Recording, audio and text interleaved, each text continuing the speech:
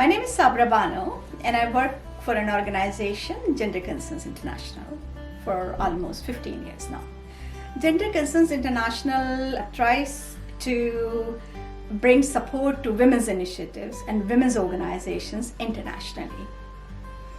Certainly, in Tunisia 2011, when election result was announced, that was a very, very important moment. I remember it very well.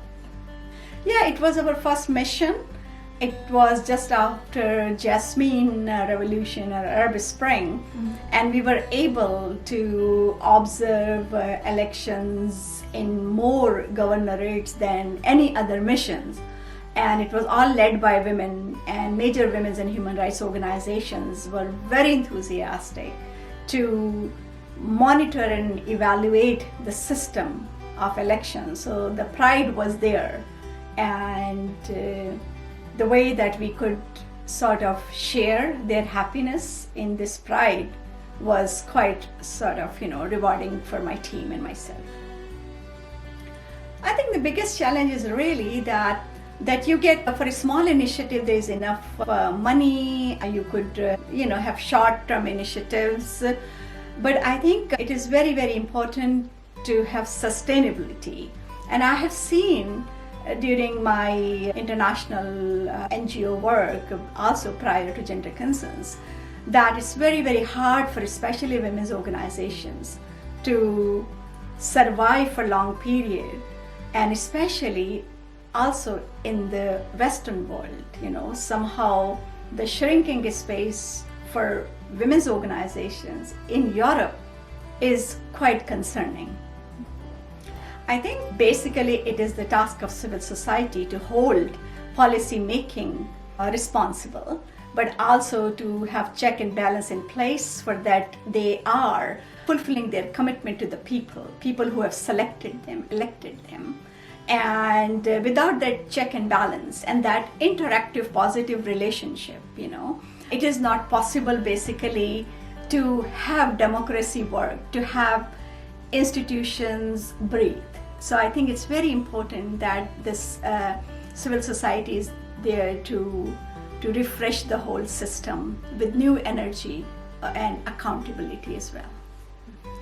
I think it's Afghanistan and Libya, that once we were caught, especially in Libya, under attack in the basement of hotel, and I just realized first time that how poor we were in terms of not having enough insurance for myself and some of our team members in case something had happened.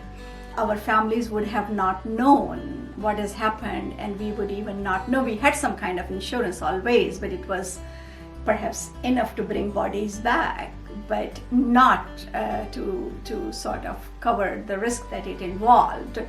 Since then, I started the campaign for the rights of civil society organizations working in conflict countries to have some kind of same protection or similar protection that the diplomatic community has. And I think the way civil society and especially women's organizations, there aren't many who are working independently in conflict countries.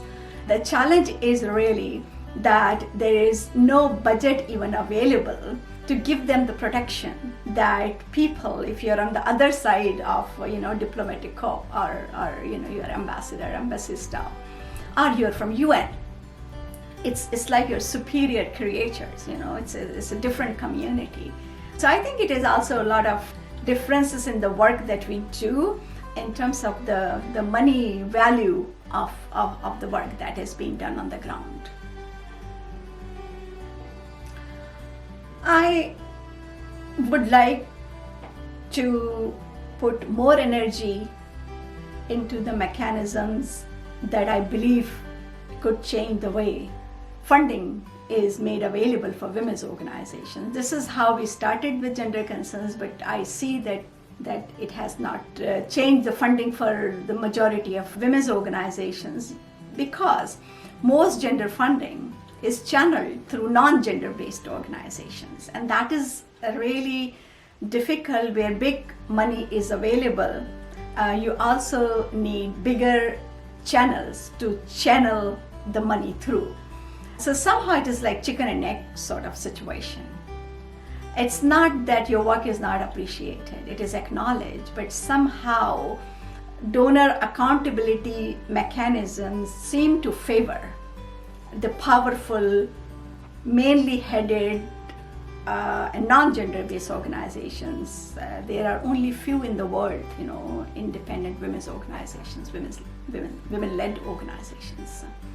So this is a challenge, and this is what I would still like to promote. I mean, I started with that work, but I think it seems like we have not yet started it, because things have not changed as we wish them to be changed.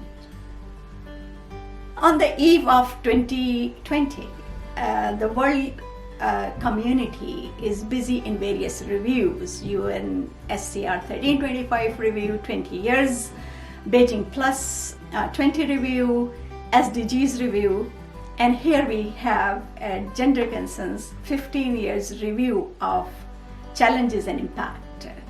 And I think for us, challenge is how to support women's work, not in just developing countries, but also here in Europe. I mean, electoral gender parity is an issue in Europe, and we seem not to talk about it. And I think female leadership and gender parity in governance are the, I would say, new feminist elan, and we should go for it as our agenda for 2020 and beyond.